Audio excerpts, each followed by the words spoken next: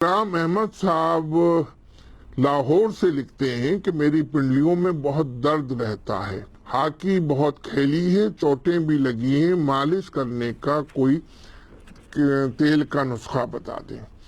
اکرام صاحب، یہ بڑی اچھی بات ہے کہ آپ کھلاڑی رہے ہیں اور صحت مند رہنے کے لیے کھیلنا بھی بہت زیادہ ضروری ہے۔ آپ نے اپنی عمر نہیں بتائی، مگر حال سے لگتا ہے کہ آپ اب اس وقت ریٹائرمنٹ کی زندگی گزار رہے ہیں۔ تو جوڑوں کے درد کا ہو جانا اس عمر میں کوئی اچنبے کی بات نہیں ہے۔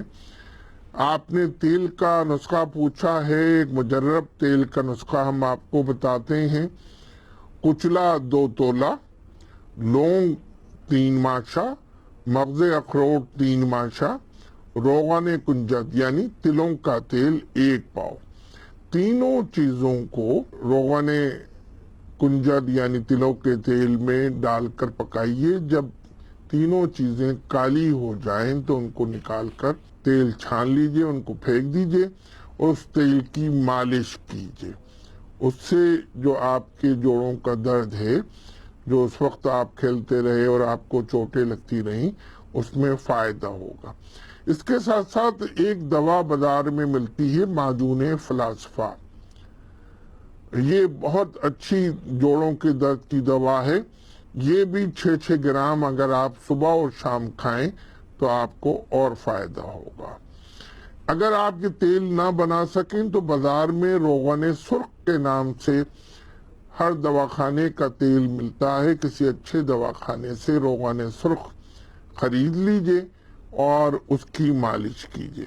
شعیب شمسی صاحب سوال کرتے ہیں کراچی سے، میری عمر 60 سال ہے، مگر میں ابھی سے کمزوری محسوس کرتا ہوں۔ 5 نمازیں مسجد میں ادا کرتا ہوں مگر مشکل ہوتی ہے۔ ماشاءاللہ شمسی صاحب، آپ زندگی کی 60 بہاریں دیکھ چکے ہیں۔ اگر آپ سرکاری ملازم ہوتے تو آپ کی ریٹائرمنٹ ہو چکی ہوتی۔ کچھ اس عمر میں کچھ کمزوری کا ہونا تو فطری بات ہے، مگر اس تکلیف کے لیے ہمارے بزرگ دوست تھے، بڑے معروف حکیم سراج الدین صاحب۔ وہ فرماتے تھے کہ 55 سال کے بعد 3 دواؤں کا کورس ہر مرد کو کرنا چاہیے: لبوب کبیر، خمیرہ گاؤدبا امبری جواہردار اور جوارس جالینوس۔ اس کو کھانے سے بڑھاپا نہیں آتا، قوات جوان رہتے ہیں، آدمی اپنے معمولات آسانی سے ادا کرتا رہتا ہے۔ اور سب سے اچھی بات یہ ہے کہ یہ دوائیں کھانے سے گھر کا ماحول بھی ٹھیک رہتا ہے۔ دوائیں کسی معیاری اور مستند دواخانے کی ہونی چاہیے۔ غزالہ ابرار لاہور سے سوال کرتی ہیں کہ میرے ہاتھ پیر سن رہتے ہیں، کمزوری اور تھکن محسوس ہوتی ہے، چڑچڑا پن اور بیداری کی کیفیت رہتی ہے۔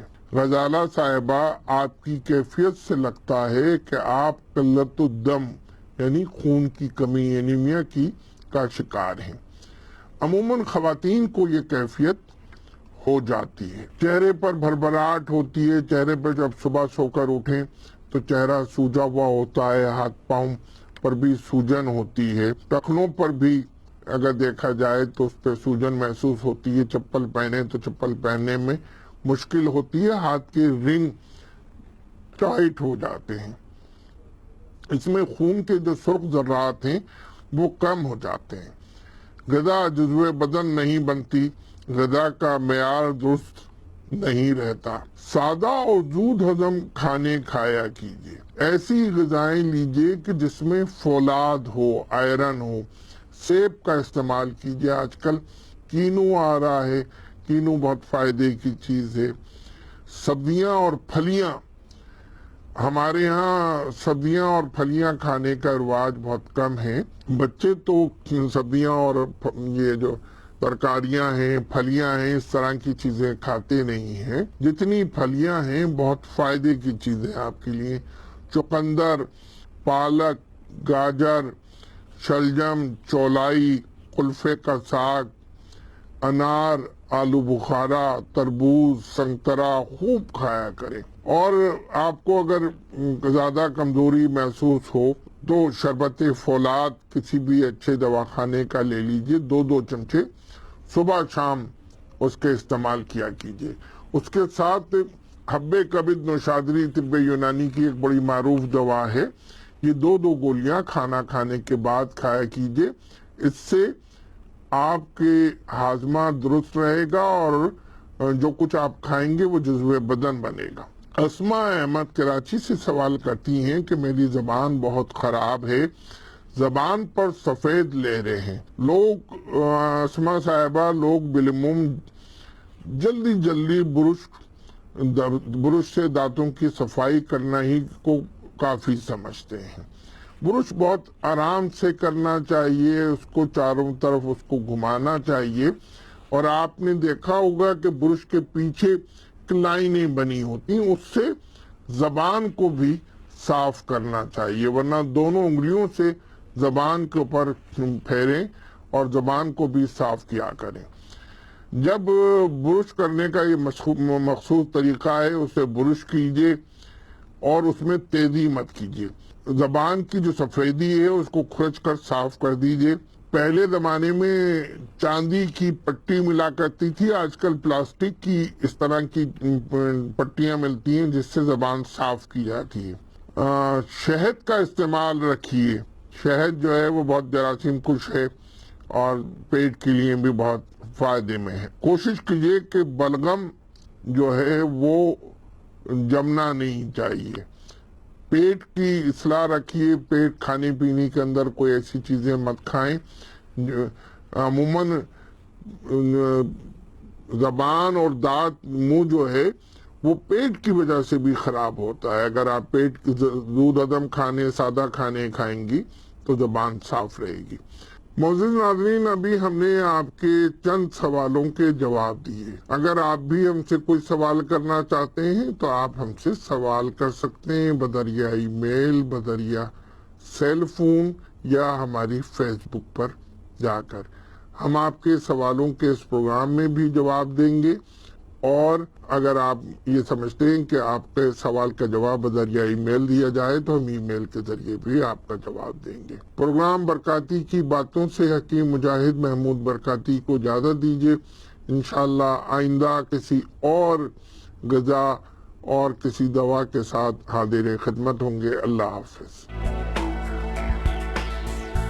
اگر بڑا دھارا پلا دیا جائے تو اس کے اندر بھی یہ فائدہ کرتا ہے. شہد اور گاجر کا جوس ملا کر دن میں 3 مرتبہ پینے سے کھانسی، اور کھانسی وہ جو کھانسی دمے کی کھانسی ہو جائے، تپیدق کی کیفیت ہو، ٹیوبرکلوسس ہو جائے، تو ایسی کھانسی میں یہ جو مرکب میں نے آپ کو بتایا، پودینے کا جوس، سرکہ، شہد اور گاجر کا جوس، چاروں چیزوں کو ملا کر کھانسی کے مریض کو دینے سے بلغم پتلا ہو کر خارج ہو جاتا ہے اور کھانسی میں فوراً آرام آ جاتا ہے. اور سب سے بڑا فائدہ یہ ہوتا ہے کہ جو جراثیم ہے بیکٹیریا کو یہ ختم کرتا ہے اور جسم کو تحفظ دیتا ہے. پودینہ کے چند قطرے ملا کر حسن کا محافظ ہے. چہرے کے داغ دھبوں اور مہاسوں اور جو کیلیں نکل رہی ہوتی ہیں ان سے آپ کو نجات دیتا ہے.